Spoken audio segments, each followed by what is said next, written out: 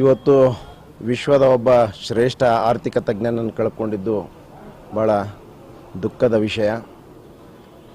ಇವತ್ತೇನು 2013ರಲ್ಲಿ ಅವರು ಪ್ರಧಾನಮಂತ್ರಿಗಳಿದ್ದಾಗ ನನ್ನ ಮೊದಲನೇ ಚುನಾವಣೆ, ಆ ಚುನಾವಣೆಯಲ್ಲಿ ಅವರು ಕ್ಯಾಂಪೇನ್ ಕೂಡ ಬಂದಿದ್ದರು. ಅವ್ರ ಜೊತೆಗೆ ಸ್ಟೇಜ್ ಕೂಡ ಶೇರ್ ಮಾಡ್ಕೊಳ್ಳೋಂಥ ಒಂದು ಭಾಗ್ಯ ಕೂಡ ದೊರಕಿತ್ತು. ಬಹುಶಃ ಈ ನಿಜಕ್ಕೂ ಅಂಥ ಮಹಾನ್ ಆರ್ಥಿಕ ತಜ್ಞ ಕಳ್ಕೊಂಡು ಬರೀ ಭಾರತಕ್ಕೆ ಅಷ್ಟೇ ಅಲ್ಲ, ಇಡೀ ವಿಶ್ವಕ್ಕೆ ಭಾಳ ದೊಡ್ಡ ನಷ್ಟ ಆಗಿದೆ ಅನ್ನುವಂಥದ್ದು ಕೂಡ ನಾನು ಹೇಳಲಿಕ್ಕೆ ಬಯಸ್ತೀನಿ. ಇವತ್ತು ಮತ್ತು ಭಾಳ ವಿಶೇಷ ಅಂತಂದರೆ ನಮ್ಮ ಹುಬ್ಬಳ್ಳಿಯ ಒಂದು ಭಾಳ ಹತ್ತಿರದ ನಂಟು ಕೂಡ ಅವರಿಗೆ ಇದೆ.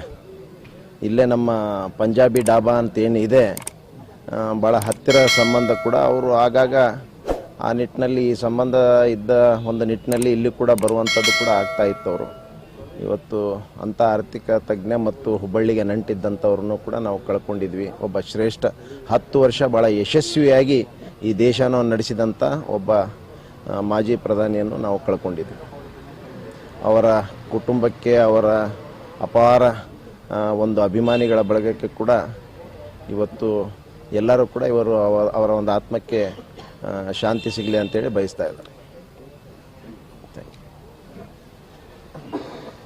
ಎಲ್ಲರಿಗೂ ಧನ್ಯವಾದ.